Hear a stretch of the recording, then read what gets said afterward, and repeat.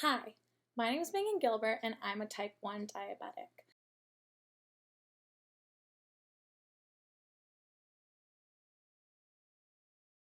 If you don't get the insulin, you go into something called ketoacidosis. Ketoacidosis is when your body starts breaking down fat at a higher rate, a rate that's too high to be safe. The complications that come from that are heart failure, kidney failure, or excess fluid in the brain.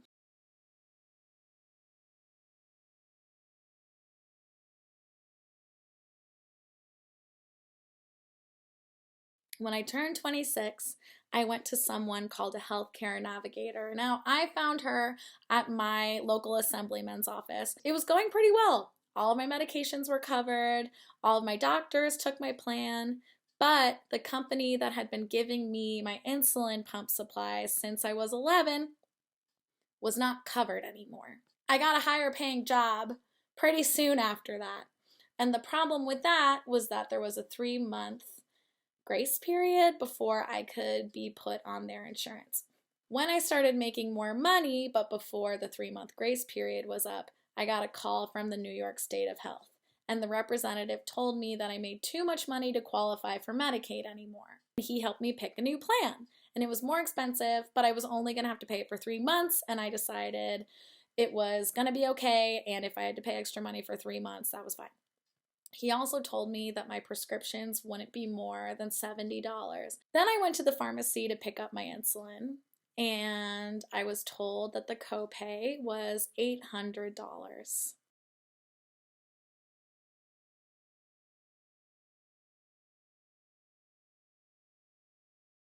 Under this plan, insulin wasn't considered a medication, it was considered a medical supply. Naturally, I called the New York State of Health, and at that point, I didn't realize it, but I was assigned a case manager with them, and it was Roger, the guy I talked to before. So I left a voicemail because they weren't open, and I tore them a new asshole. I screamed at them on the phone, I alienated everyone on the street, and then I went home. Luckily, I had enough insulin to hold me over, and the next day, Roger gave me a call while I was on my way to work to let me know that it was my fault because I should have double checked what he told me.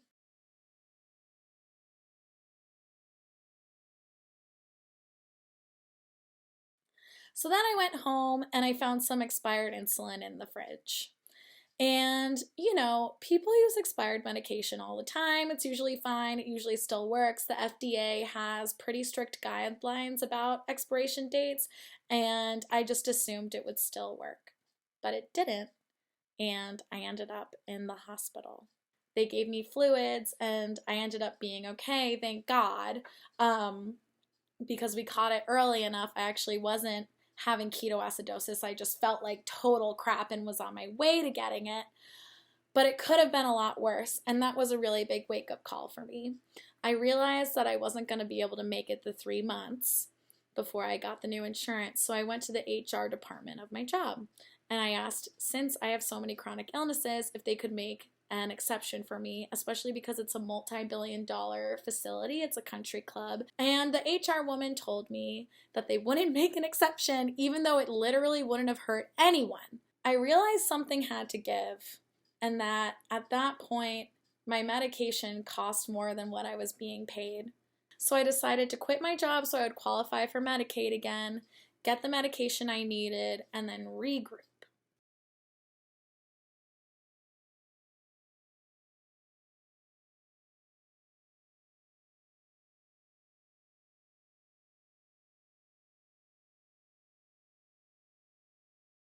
There are a lot of stories about people dying because they can't get the medication they need, about diabetics and people with other illnesses, people with cancer. I read one story about a woman who just needed a certain fluid to clean her ventilator that the insurance wouldn't approve, and she died.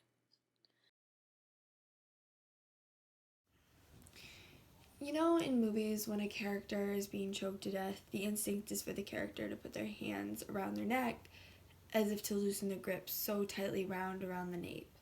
I remember a time when I felt like I was drowning, but there was plenty of air around me. My first instinct was to place my hands around my neck. as my face began to transition into shades of deep purple.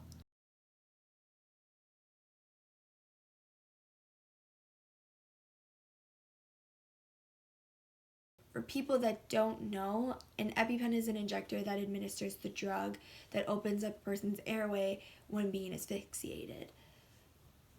Back in 2012, the prices of the EpiPens skyrocketed due to the fact that the company who makes EpiPens settled a lawsuit allowing a generic injector to enter the market in 2015. Before a generic option was available, the EpiPen company, Mylan, basically had a monopoly over the drug administered within the EpiPen. So basically they had control over the entire market. Therefore, over the course of the years, the price has steadily increased, with the cost of 2 pens being $265 before an insurance copay. 2 pens increased to roughly $609 after insurance copay in the last few years.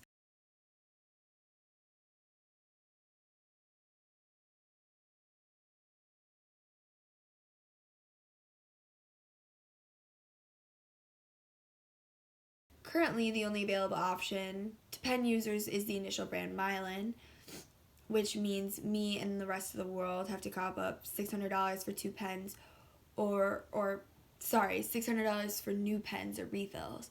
This took a great hit on me because my insurance only covers so much, and for new pens, I have to pay close to $600.